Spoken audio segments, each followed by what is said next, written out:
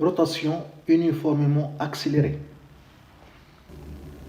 Un bloc de masse M égale 2 kg est suspendu à l'aide d'une corde de masse négligeable et inextensible enroulée autour d'une poulie pleine de masse M égale 5 kg et de rayon R égale 20 cm, fixée au plafond. A. Déterminer l'accélération du bloc. B. Quel sera le module de sa vitesse lorsqu'il entrera en contact avec le sol si le bloc est initialement immobile à une hauteur de 1 mètre. 1. L'accélération du bloc C. L'accélération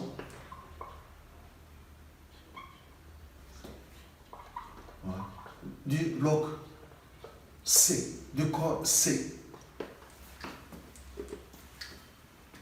On a ici un système en translation et en rotation autour d'un axe fixe delta.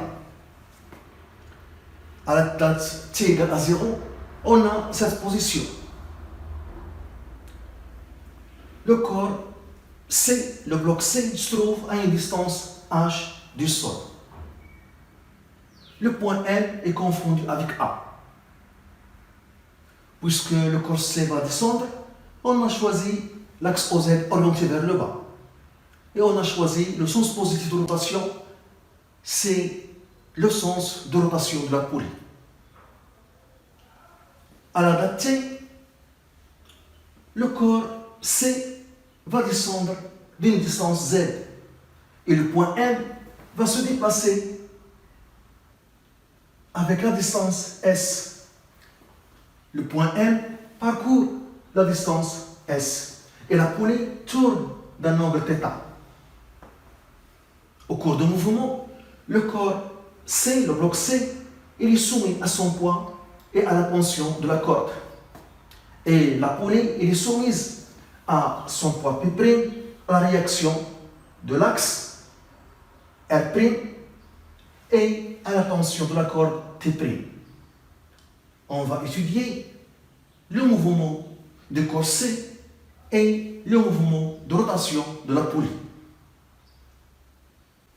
On commence d'abord par l'étude du mouvement du corps C.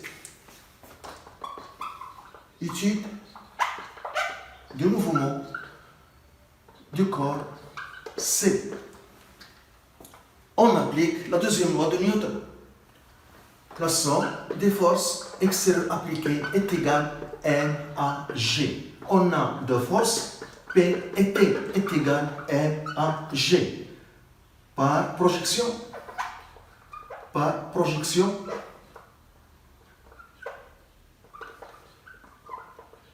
sur l'axe OZ, on a PZ plus TZ est égal à M fois AZ.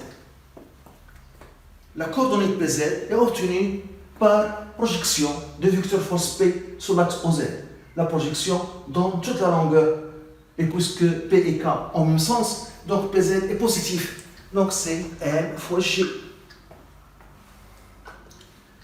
TZ, on projette le vecteur force T, la tension de la corde, sur l'axe OZ. La projection donne toute la longueur, mais T et K ont une sens opposée. Donc TZ est négatif. Donc c'est plus moins T. T, c'est l'intensité positive. Moins de la coordonnée TZ est égal à M à Z. Donc T est égal à MG moins M à Z. Après ça, on étudie maintenant le mouvement de rotation de la poulie. Étude du mouvement de la poulie. La poulie en rotation. Donc, on va appliquer la relation fondamentale de la dynamique de rotation. La somme des moments des forces appliquées est égale à G d'état fois θ de point. Le moment d'inertie G d'état fois l'accélération angulaire θ de point. Donc, la relation fondamentale de la dynamique de rotation la somme des moments des forces Fi appliquées par rapport à l'axe delta est égale G delta fois θ de point. Donc le moment de la force P' par rapport à delta plus le moment de la réaction de l'axe par rapport à delta plus le moment de la tension T' de la corde par rapport à delta est égal G delta fois θ de point. Le point P', le vecteur force P' coupe l'axe delta. Donc le moment est égal à 0. R', la même chose. La force, le vecteur force R' coupe l'axe delta. Donc le moment est égal à 0. Plus le moment de T'. T', la force T' tend à faire tourner la poulie dans le sens positif. Donc son moment est positif et est égal à l'intensité T' fois la distance entre la droite d'action de la force T' et l'axe delta.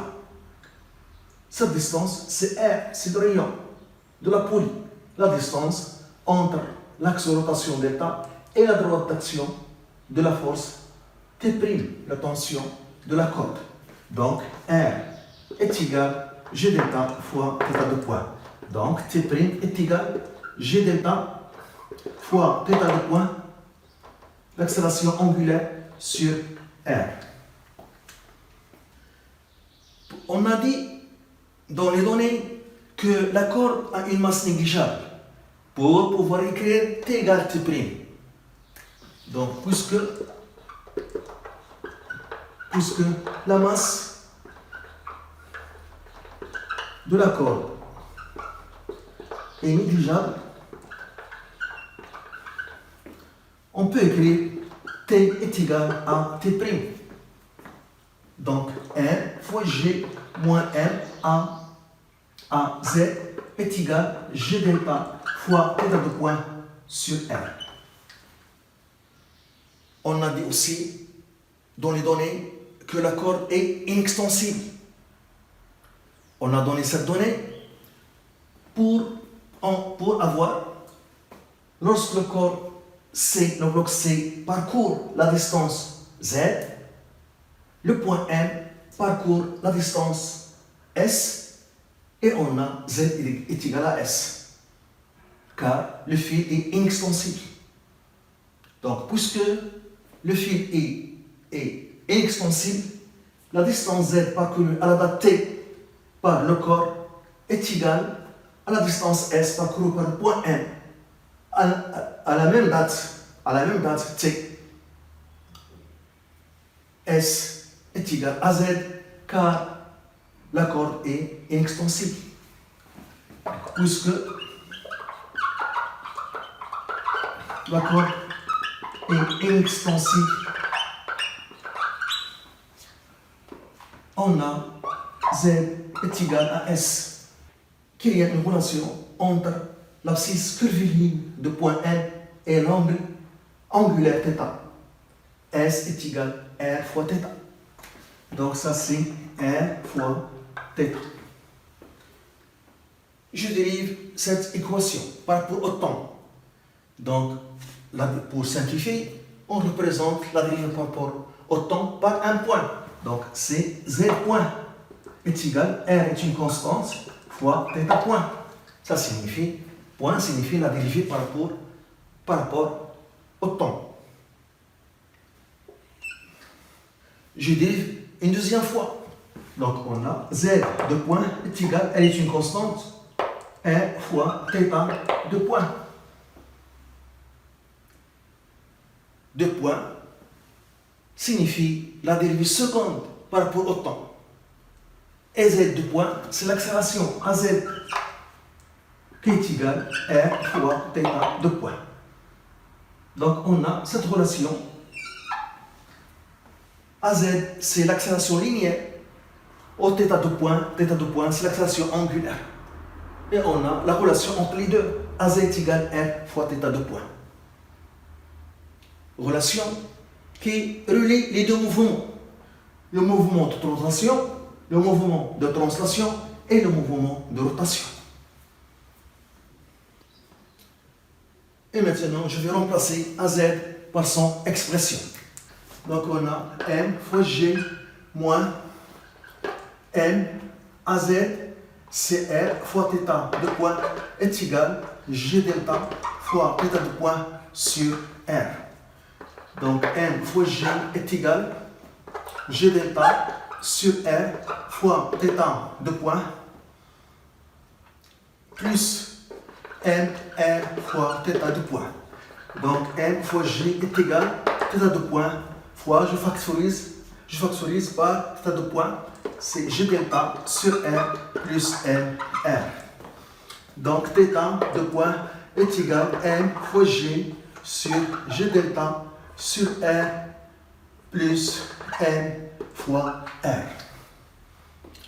C'est l'expression de l'accélération angulaire. On a ici M est une constante, G est une constante, le moment d'inertie G delta est aussi constante, il est constante, et R est une constante, donc θ de point est égal à une constante. Donc lorsque l'accélération angulaire est constante, le mouvement, rotation uniformément variée. Donc le mouvement, rotation uniformément variée.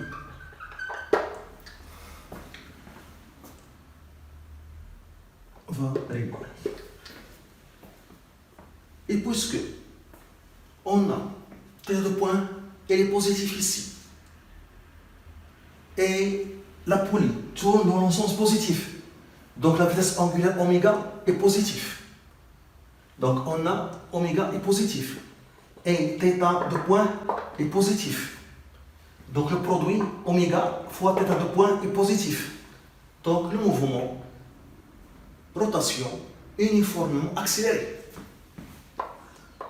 Donc mouvement, rotation uniformément accéléré. Voilà. Application numérique. G delta, le moment d'inertie de la poulie. La poulie, c'est comme un disque. C'est un demi M fois R au carré.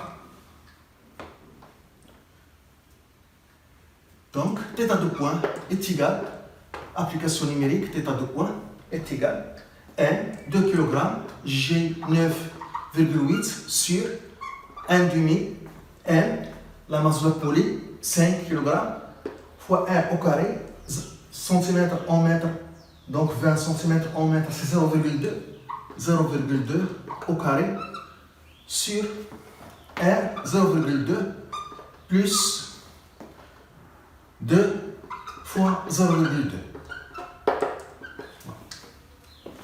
Donc on trouve 21,8. On trouve 21,8 radians par seconde au carré. La question, calculer l'accélération du bloc C. Donc on utilise cette relation. Donc AZ est égal à R fois θ de point. Donc 0,2 fois 21,8. Donc on trouve 4,35 mètres par seconde au carré. On a AZ est une constante. Donc le mouvement du bloc C est rectiligne uniformément varié. Deuxièmement, la vitesse du bloc C lorsqu'il a parcouru la distance h. Donc, deuxièmement, la vitesse du bloc C. On a dit que le mouvement du corps C est rectiligne uniformément varié. Donc, on utilise les équations horaires de ce mouvement, puisque le mouvement de C est rectiligne uniformément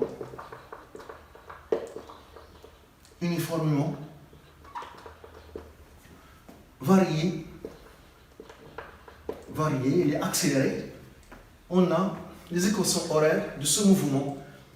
Z est égal à 1 demi à Z, t au carré, plus V0Z fois t, plus Z0.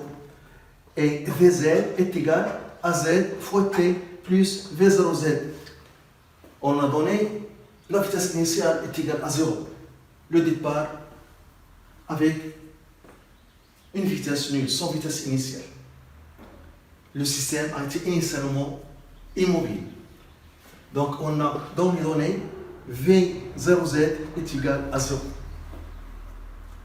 Et ici, je peux écrire Z moins Z0 est égal à 1 demi à Z t au carré. Et Vz est égal à Z fois t. Z moins Z0, c'est H. Donc on a H est égal à 1 demi à Z t au carré. Et ici, on a t est égal à Vz sur Az. Et je remplace ici. Donc c'est égal à 1 demi Az, Vz au carré sur Az au carré. Donc on a H est égal à 1 demi Vz au carré sur Az. Donc Vz au carré est égal à 2H fois Az. Donc Vz est égal à la racine de 2Az fois H. On a toutes les données. Donc Vz, la vitesse qui correspond à cette distance H, est égale à 2 application numérique. Az 4,35, H 1 mètre. On trouve Vz égale 2,95 mètres par seconde, la vitesse avec laquelle le bloc C arrive au sol.